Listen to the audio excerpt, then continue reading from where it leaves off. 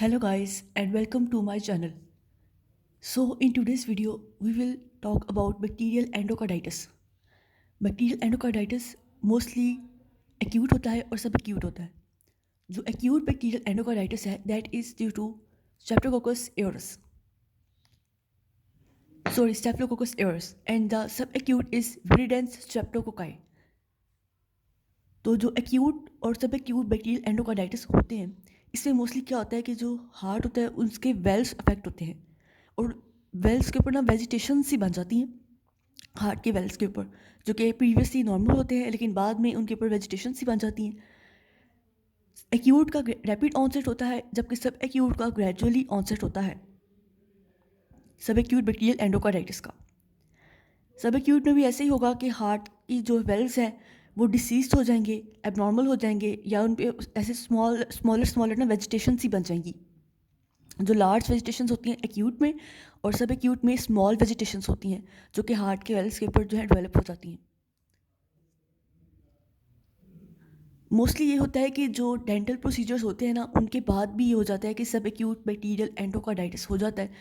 इसी बैक्टीरिया की वजह से विरिडेंस स्ट्रेप्टोकोकाई, इसलिए काफ़ी एहतियात करनी होती है आफ्टर डेंटल प्रोसीजर्स भी, क्योंकि और होता भी इसका ग्रेजुअल ऑनसेट है तो पता भी नहीं चलता. सिम्टम्स इसके जो है ना वो क्या होते हैं बैक्टीरियल एंडोकार्डाइटिस के. सिम्टम्स फीवर मोस्ट कॉमन है, उसके बाद मर्मर्स होते हैं और रॉड स्पॉट्स होते हैं. अब रॉड स्पॉट्स क्या होते हैं कि जो रेटिना होता है ना उसके ऊपर ना राउंड वाइट स्पॉट्स बन जाते हैं, वाइट कलर के ना स्पॉट्स बन जाते हैं रेटिना के ऊपर, जो कि रेटिना जो है वो आई की लेयर्स होती हैं ना स्क्लेरा कोरॉइड रेटिना, तो रेटिना के ऊपर ये वाइट स्पॉट्स बन जाते हैं राउंड कलर के, उन्हें कहते हैं रॉड स्पॉट्स. होते ही वाइट कलर के स्पॉट्स हैं लेकिन इनके कितना हेमरेज हुई होती है रेटिना के ऊपर ही, उन्हें कहते हैं रॉड स्पॉट्स. उसकी बात होते हैं ऑस्लर नोड्स. ऑस्लर नोड्स होते हैं जो फिंगर्स होती हैं ना या जो टो होते हैं इनके ना ऊपर एक रेस से लियंस बन जाते हैं. फिंगर्स पे ना या टोस के ऊपर जो होती हैं उनके ऊपर रेस लियंस बन जाते हैं जो कि काफ़ी पेनफुल होते हैं, उन्हें कहते हैं ऑस्लर नोड्स. और ये होते हैं क्योंकि इम्यून कम्प्लेक्सेस बनते हैं और वो डिपॉजिट कर जाते हैं जिसकी वजह से ये ऑस्लर नोड्स जो है ना ये बन जाते हैं फिंगर्स पे भी और ये टोस पे भी. नेक्स्ट बात की जाए जैनवे लियंस की, तो जैनवे लियंस बनते हैं ये होते हैं पाम पे और सोल पे. ठीक है, इनके अगर पाम और सोल की बात की जाए तो उसके ऊपर क्या होता है कि पेनलेस होते हैं, ये एरिथमेटिस होते हैं, लियंस बन जाते हैं पाम पे और सोल पे, उन्हें कहते हैं जेनवे लियंस. और नेक्स्ट है स्प्लिंटर हेमरेजेस जिन्हें हम नेल बेड हेमरेजेस भी कहते हैं, जो कि नेल्स होते हैं ना नेल्स उनके ऊपर ये ऐसे स्प्लिंटर हेमरेजेस बन जाते हैं. अब नेक्स्ट बात की जाए इनकी, मैं आपको डायग्राम्स दिखाती हूँ पहले. ये जो डायग्राम है ना ए वाली, इसमें ये दिखाया हुआ है कि जो हार्ट है ना उसके जो वेल्स हैं वो क्या हो रहे हैं, अफेक्ट हो रहे हैं, उन पे क्या बन रही हैं, वेजिटेशंस बन रही हैं, बैक्टीरियल एंडोकार्डाइटिस हो रहा है.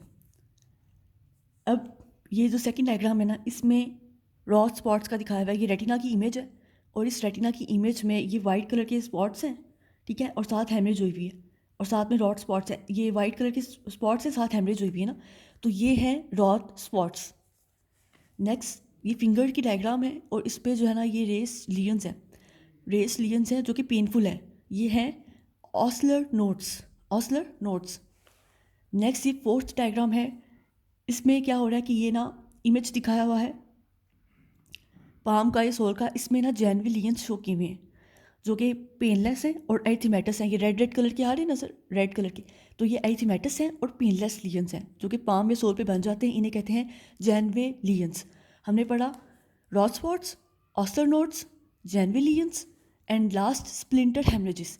स्प्लिंटर हेमरेजेस में क्या है कि ये नेल्स हैं, फिंगर्स के नेल्स नहीं होते, ये वो हैं, तो नेल्स के ऊपर ये नेल बेड के ऊपर ना ये ऐसे हेमरेजेस से शो हो रहे हैं, इन्हें कहते हैं स्प्लिंटर हेमरेजेस या फिर नेल बेड हेमरेजेस.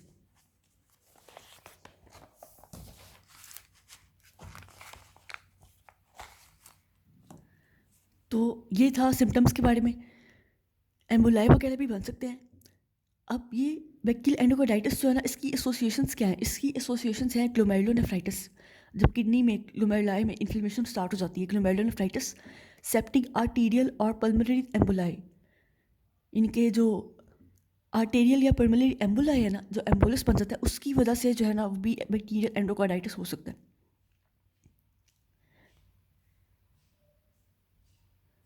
और इसकी एसोसिएशंस में अगर बात की जाए तो ये नॉन बैक्टीरियल भी हो सकता है, सेकेंडरी टू मैलिग्नेंसी वगैरह की वजह से, या फिर हाइपर कोएगुलेबल स्टेट्स लाइक, या फिर ल्यूपस वगैरह की वजह से भी बैक्टीरियल एंडोकार्डाइटिस हो सकता है। तो उसकी एसोसिएशंस में क्या क्या बातें याद रखनी है? Glomerulonephritis, emboli, lupus and hyper coagulable states जो होती हैं।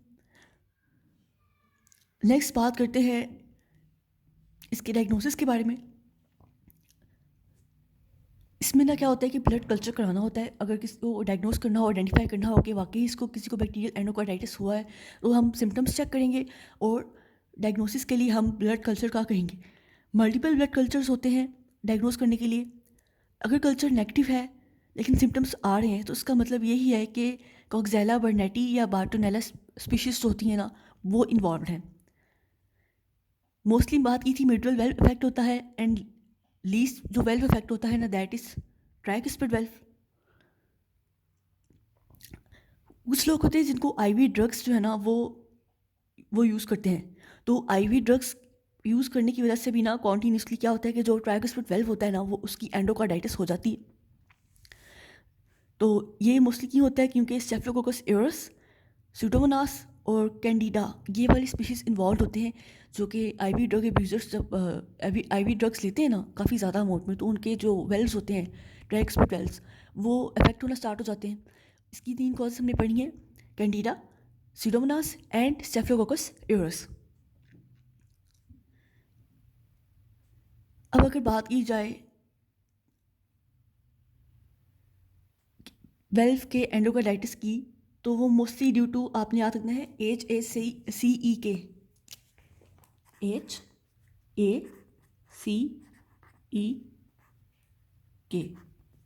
ये याद रखना है।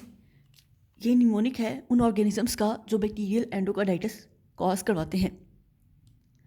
Native valve endocarditis, bacterial endocarditis नहीं, नेटिव वेल्व एंडोकार्डाइटिस, इनके वेल्व का जो है ना वो एंडोकार्डाइटिस से कॉज करवाते हैं HACE। H से है हेमोफिलस, A से है एक्टिनोबैसिलस, C से है कार्डियोबैक्टीरियम, E से है इकेनेला एंड K से है किंगेला।